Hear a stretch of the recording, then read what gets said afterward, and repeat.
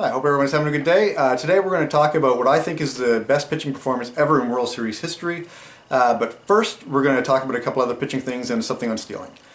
Anyone that's studied baseball, and most casual fans even, know who Dizzy Dean is. He's one of the most colorful players in baseball, and to me epitomizes what baseball is all about. It's about trying your best, it's about being kind of a goofball while trying to win your games, going all out, but recognizing it's fun. Anyway, when Dizzy Dean made his debut on September 28th, 1930 against the first place Pirates, he had a game that's got to be one of the more memorable ones for anyone debuting, especially if you're an oddball character like Dizzy Dean. Not only did he pitch great, he got 5 strikeouts in a complete game, scattered only 3 hits in the 3-1 victory, but in batting he got 1 hit and 4 at-bats, and his hit was a bunt single that he bunted into left field. During that round on the bases, he ended up scoring by stealing home. When he's asked for a quote after the game, to show both how serious he is for wanting to win, but also the kind of fun-natured way that Dizzy Dean was, his response was that he was upset because those bums got 3 hits off me. Also in 1930, on July 25th, the Philadelphia Athletics ended up pulling off 2 triple steals in one game, one in the first inning and one in the fourth against the Cleveland Indians, which is a record.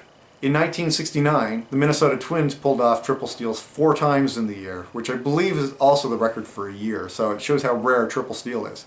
The reason for that, happening so much that year for the Twins, was the fact they had Billy Martin, a very aggressive manager who liked to try to catch defenses, or even offenses, really sleeping.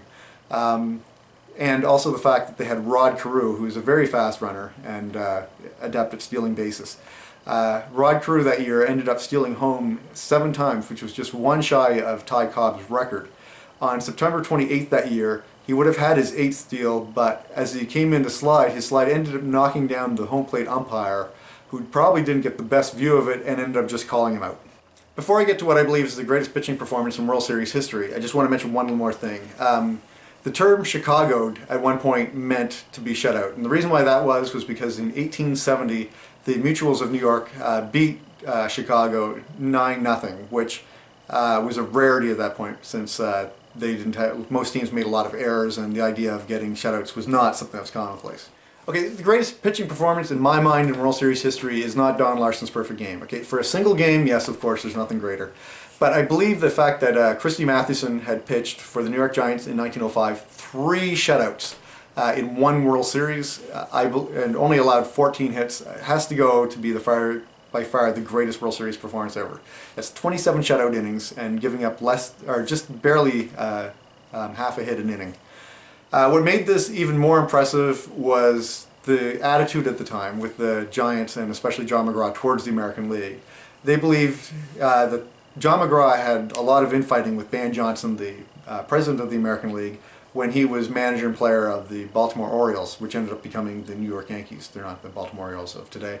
But anyway, in 1904, he and the Giants refused to play the World Series based on the idea that John McGraw was saying that there's no need to play the World Series against any team from the American League because it's just a minor league, and why would you waste your time since you've got the best team in the universe anyway.